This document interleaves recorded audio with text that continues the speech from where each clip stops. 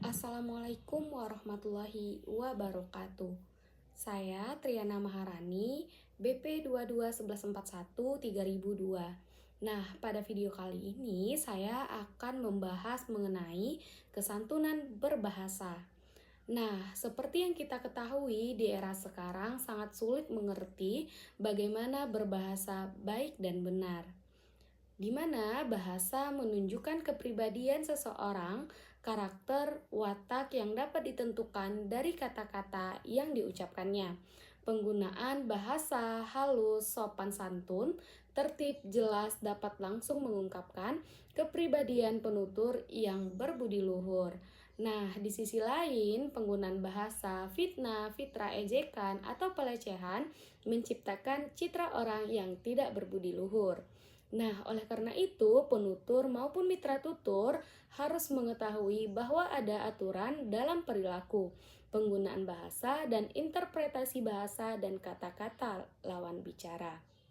Nah, kesantunan berbahasa merupakan suatu hal yang harus dipatuhi oleh pengguna bahasa, di mana bertujuan agar tuturan yang disampaikan oleh penutur dapat diterima baik oleh mitra tutur. Penggunaan prinsip kesantunan dalam berkomunikasi perlu dilakukan oleh penutur dan mitra tutur dengan harapan agar tuturan dapat disampaikan dengan baik dan tidak melukai perasaan lawan bicara. Nah, dengan menerapkan prinsip kesantunan berbahasa dalam komunikasi, maka secara langsung penutur turut menghargai lawan tutur lewat tuturan yang disampaikannya. Nah, di mana bahasa digunakan sebagai sarana komunikasi antara satu orang dengan yang lainnya. Bahasa digunakan untuk berinteraksi secara tersirat maupun tersurat. Bahasa memiliki fungsi untuk menyampaikan pesan dari pembicara ke pendengar. Fungsi dari bahasa tersebut terdapat sebuah ide dan informasi.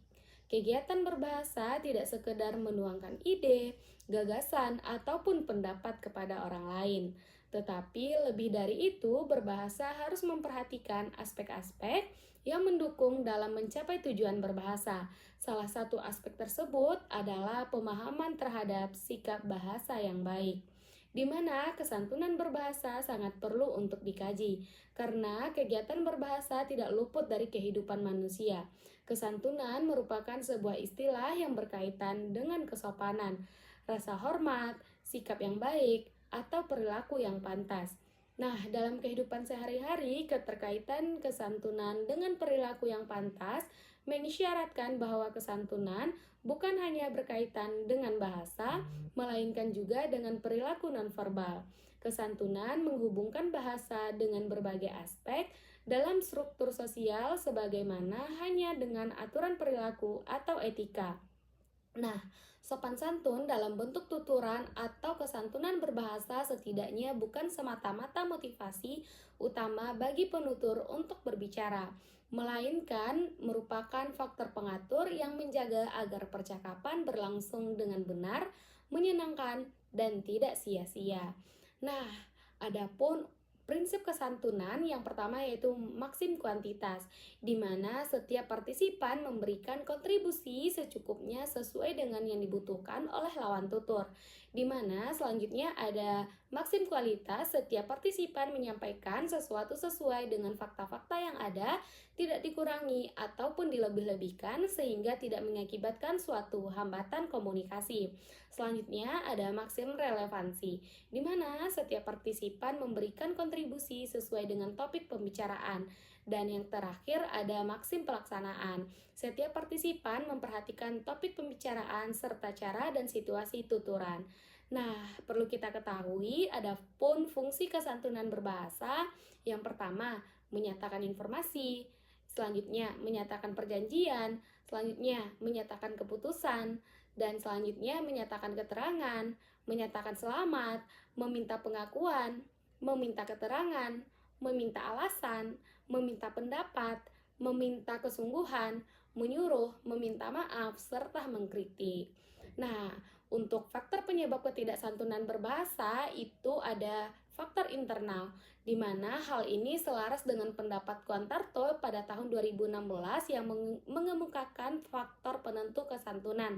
Yang pertama, pemakaian diksi yang tepat, yang kedua, pemakaian gaya bahasa yang santun, yang ketiga, pemakaian struktur yang baik dan yang benar, dan yang keempat, penggunaan pilihan kata honorific atau sapaan penghormatan, dan yang kelima, panjang pendeknya tuturan.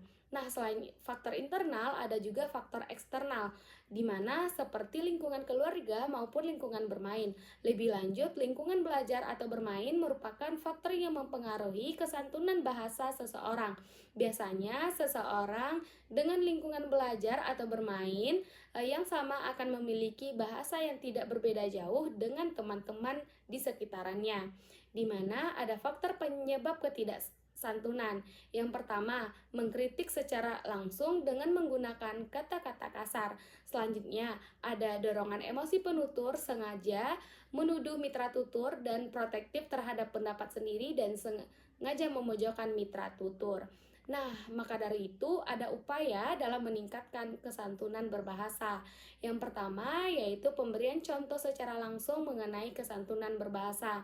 Nah, selanjutnya khusus bagi untuk anak-anak yaitu memberikan apresiasi kepada anak yang sudah menerapkan kesantunan berbahasa dan menjadikan kesantunan sebagai bahan ajar seperti berdialog dengan teman-temannya. Dan selanjutnya itu memberikan pemahaman dan mengingatkan untuk menggunakan bahasa yang santun dimanapun. Nah, membiasakan berbahasa yang baik sangat diperlukan karena sebagai upaya pembentukan kepribadian berkomunikasi dengan santun, hal ini hanya terkait dengan soal benar atau salah dalam berkomunikasi, tetapi juga terkait dengan penanaman sikap, kebiasaan yang baik dalam berkomunikasi, namun juga sebagai upaya untuk mendidik menjadi generasi emas yang melestarikan budaya kesantunan berbahasa. Nah, adapun dampak positif dalam kesantunan berbahasa, yang pertama yaitu menciptakan suasana berinteraksi terlihat menyenangkan dan komunikasi yang efektif sehingga membuat orang sekitar segan, terus menghargai penutur dan begitu juga sebaliknya. Adapun dampak negatif dari berbahasa yang tidak santun. Yang pertama yaitu menyebabkan suasana komunikasi yang canggung, tidak saling mendukung, tidak ada hasil dari komunikasi tersebut karena tidak berlangsung secara efisien. Nah, seberapa penting sih kesantunan dalam berbahasa? Itu sangat penting karena kesantunan berbahasa mencerminkan kepribadian sehingga pematuhan terhadap prinsip kesantunan berbahasa akan memberikan dampak yang baik dalam hal komunikasi, terutama pada saat berkomunikasi antara penutur dan lawan tutur yang memiliki usia lebih tua dibandingkan yang lebih muda. Nah, sekian dulu video dari saya mengenai kesantunan berbahasa. Jika ada salah kata, saya mohon maaf. Saya tutup dengan Assalamualaikum warahmatullahi wabarakatuh.